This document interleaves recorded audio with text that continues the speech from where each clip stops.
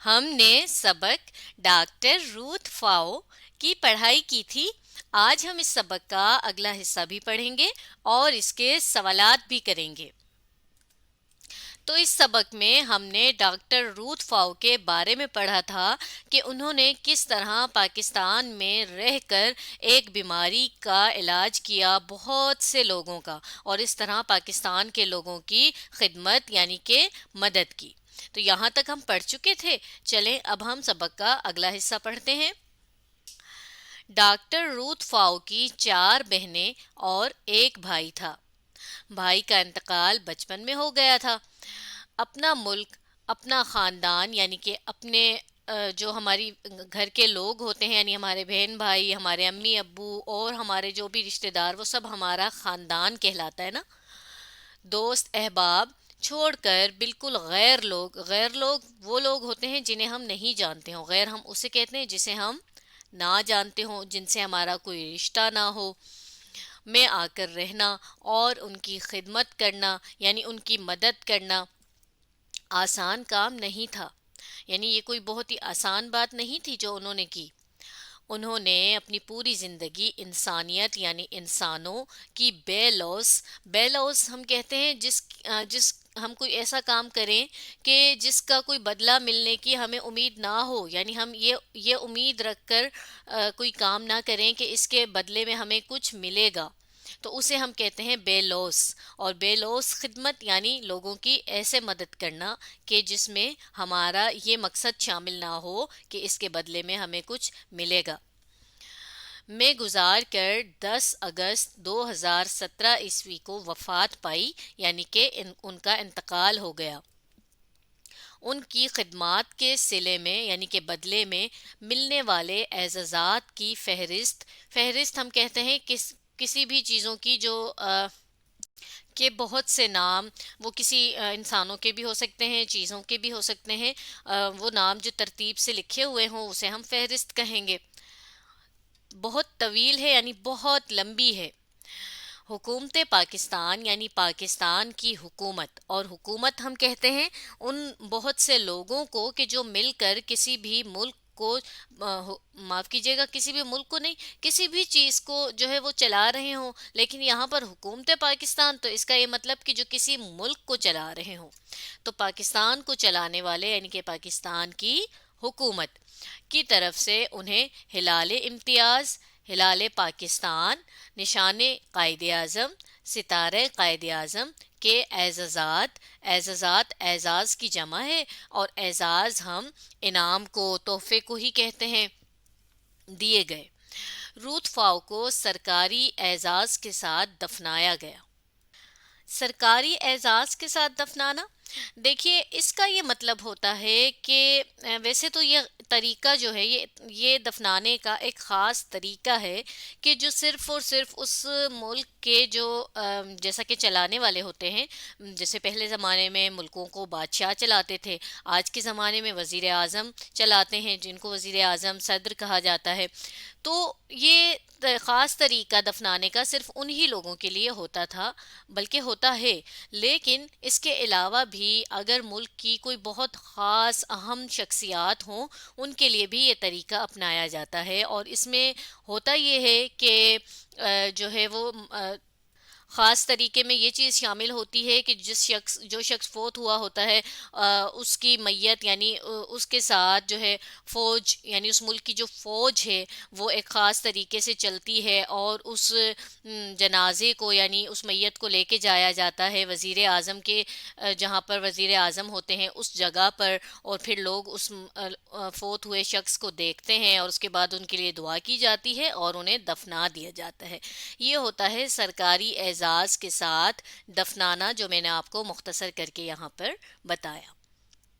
قائد اعظم رحمۃ اللہ علیہ اور عبدالستار ایدھی بھی ہمارے ملک پاکستان کی ایک بہت ہی خاص یعنی کہ اہم شخصیت گزرے ہیں، جنہوں نے اپنے ملک کے لیے بہت زیادہ کام کیا، یعنی ملک کی بہت زیادہ خدمت کی، مدد کی۔ کے بعد یہ تیسری شخصیت تھیں جنہیں یہ اعزاز ملا۔ کون سا اعزاز؟ یہی کہ سرکاری اعزاز کے ساتھ دفنانا. یہ وہ تیسری شخصیت تھی. اس سے پہلے صرف قائد اعظم کو، کیونکہ قائد اعظم تو دیکھیں انہوں نے تو پاکستان بنایا تھا نا، تو وہ تو بالکل اسی طرح تھے جیسا کہ کسی بھی ملک کا بادشاہ یعنی کہ وزیر اعظم صدر ہوتا ہے، تو اس لیے ان کو اس طرح سے دفنایا گیا. پھر عبدالستار ایدھی، وہ بھی کیونکہ بہت اہم شخصیت تھے اس لیے. اور تیسرے نمبر پر رود فاؤ کو اس طرح سے دفنایا گیا. چلیں آگے پڑھتے ہیں. ان کی وفات کے بعد ان کی ذاتی رہائش گاہ کہتے ہیں رہنے کی جگہ کو، اور ذاتی یعنی جس گھر میں وہ رہتی تھیں، جو ان کا اپنا گھر تھا، کو عجائب گھر، جسے میوزیم بھی کہا جاتا ہے، میں تبدیل کر دیا گیا. اور عجائب گھر کا آپ مطلب جانتے ہوں گے. میوزیم ایسی جگہ ہوتی ہے کہ جہاں پر لوگ سیر کے لیے جاتے ہیں، اور اس گھر میں کیا رکھا ہوتا ہے، کسی بھی ملک کی خاص چیزیں رکھی ہوئی ہوتی ہیں جنہیں لوگ دیکھتے ہیں. جیسا کہ اب اگر ڈاکٹر روتھ فاؤ کے گھر کو بنایا ہوگا عجائب گھر، تو ان کے گھر میں ان کے استعمال میں جو بھی چیزیں تھیں وہ سب وہاں پر موجود ہوں گی. ان کی بے لوث اور مخلصانہ، مخلص سے ہے لفظ، اور مخلص کا مطلب ہوتا ہے بالکل خالص ہو کر، یعنی بالکل سچے ہو کر. جب ہم کوئی کوشش کریں، کوئی کام کریں، تو اس کو ہم کہتے ہیں مخلصانہ. کوششوں کے اعتراف میں یعنی مانتے ہوئے، وزیر اعلیٰ سندھ پاکستان کے ایک صوبے کا نام ہے، اور وزیر اعلیٰ کہتے ہیں صوبے کو چلانے والے کو، نے کراچی کے سول اسپتال کا نام تبدیل کر کے ڈاکٹر روتھ فاؤ اسپتال رکھنے کا اعلان کیا. یعنی یہ بات کہی، سب کو بتائی. اعلان کرنے کا مطلب یہ ہوتا ہے. ڈاکٹر روتھ فاؤ نے کچھ کتابیں بھی لکھی، جن میں سے ایک کا نام ٹو لائٹ اے کینڈل، اور جس کے اردو معنی ہے شمع جلانا ہے. درد دل کے واسطے پیدا کیا انسان کو، ورنہ طاعت کے لیے کچھ کم نہ تھے کروبیاں. اور اس شعر کے شاعر ہیں خواجہ میر درد. کروبی کی جمع ہے، اور یہ ہم کہتے ہیں ان فرشتوں کو کہ جو صرف اور صرف اس لیے اللہ تعالیٰ نے بنائے ہیں کہ جو اللہ تعالیٰ کی عبادت کریں. صرف اور صرف ان کا کام یہ ہے. مفہوم یعنی اس شعر کا مطلب، انسان کے دل میں دوسروں کا درد یعنی دوسروں کی مدد کا جذبہ ہوتا ہے. جذبہ یعنی احساس. اسی وجہ سے اس کا درجہ یعنی کہ انسان کا درجہ فرشتوں سے بڑھ کر ہے، کیونکہ فرشتے صرف اپنے فرض کی جمع ہے، اور فرض کہتے ہیں کسی بھی ایسے کام کو کہ جو ہمیں ہی کرنا ہو، ہم پر لازمی ہو، کی انجام دہی کرتے ہیں یعنی اسے پورا کرتے ہیں. جبکہ انسان اپنے فرائض سے بڑھ کر کام کر سکتا ہے، اور وہ کرتا بھی ہے.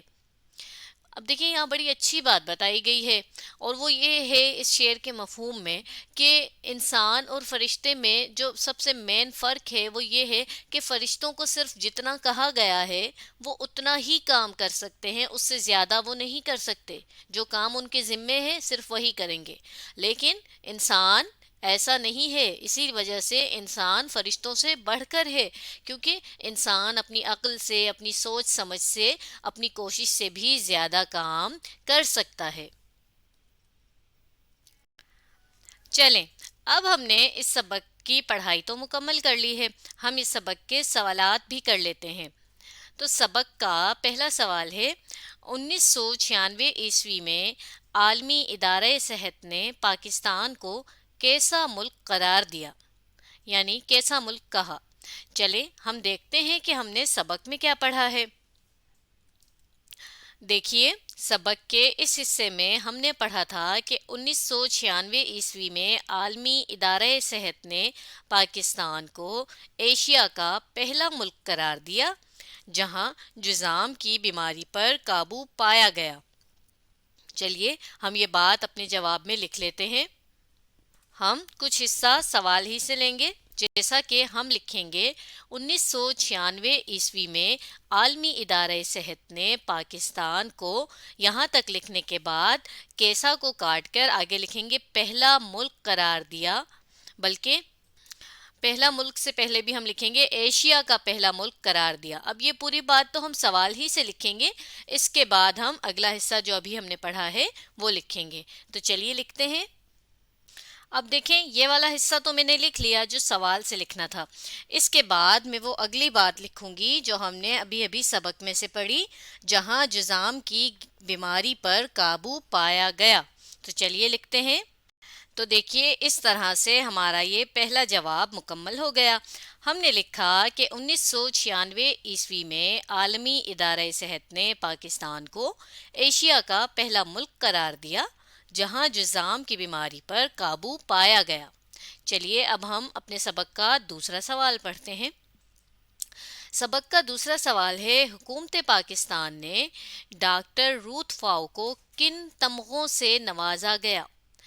तमगों तमगा की जमा है, और तमगा हम जानते हैं कि जब कोई बहुत अच्छा काम करे पढ़ाई में या किसी भी और काम में, तो उसे इनाम के तौर पर जो चीज़ दी जाती है, जो गले में पहनी जाती है, उसे हम तमगा कहते हैं। तो चलें अब हम पढ़ते हैं कि डॉक्टर रूथ फाउ को कौन कौन से तमगे मिले। हमने सबक के इस हिस्से में पढ़ा था, इस वाले हिस्से में हमने पढ़ा था, आखिरी ये जो पैराग्राफ है, इबारत है इसमें कि हुकूमत पाकिस्तान ने की तरफ से उन्हें हिलाल इम्तियाज़, हिलाल पाकिस्तान, निशान कायद आज़म और सितारे कायद आज़म, यानी कि इन 4 तमगों से उन्हें जो है वो नवाजा गया, यानी उन्हें दिए गए उनके काम के बदले में, काम की वजह से। तो चलें हम इन 4 तमगों के नाम वहाँ पर लिख लेते हैं अपने जवाब में। कुछ हिस्सा हम सवाल ही से लेंगे। हम लिखेंगे हुकूमत पाकिस्तान ने डॉक्टर रूथ फाउ को, यहाँ तक लिखने के बाद किन की जगह लिखेंगे इन, और आगे भी इसी तरह से लिखेंगे कि तमगों से नवाजा। किन के बाद हम वो 4 नाम लिख देंगे तमगों के। चलिए लिखते हैं। तो देखें, हमारा जवाब बना, हुकूमत पाकिस्तान ने डॉक्टर रूथ फाउ को हिलाल इम्तियाज़, हिलाल पाकिस्तान, निशान कायद आज़म और सितारे कायद आज़म से नवाजा गया। अब मैंने यहाँ पर तमगों को हटा दिया है, उसकी वजह यह है कि क्योंकि हम ये जानते हैं ये सब नाम तमगों ही के हैं, तो यहाँ पर आगे तमगों लिखना मुनासिब नहीं है। चलिए आगे पढ़ते हैं। सबक का तीसरा सवाल है, मेरी एडलीड लेप्रोसी सेंटर किस तरह के मरीजों के लिए काम कर रहा है?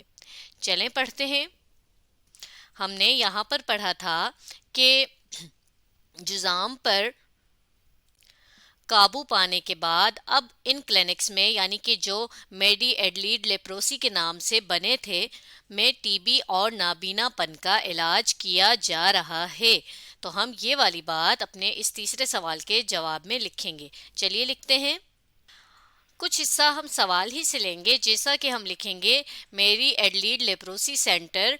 यहाँ तक लिखने के बाद आगे हम लिखेंगे जुज़ाम के मरीज़ों पर काबू पाने के बाद, या फिर हम यूँ भी लिख सकते हैं कि अब नाबीनापन और टीबी के मरीज़ों के लिए, यानी किस तरह की जगह हम लिखते हैं, के लिए काम कर रहा है, क्योंकि अभी की बात हो रही है ना, अब तो वो इन दोनों मरीज़ों के लिए काम कर रहा है। तो चले लिखते हैं। तो यूँ हमारा जवाब बना कि मेरी एडलीड लेप्रोसी सेंटर अब टीबी और नाबीनापन के मरीजों के लिए काम कर रहा है। ये वाला हिस्सा हमने सवाल ही का लिखा और सवालिया की जगह भी हमने खत्मा की निशानी लगाई है। तो आज हमने सबक डॉक्टर रूथ फाउ की पढ़ाई मुकम्मल की और इसके सवालात भी किए।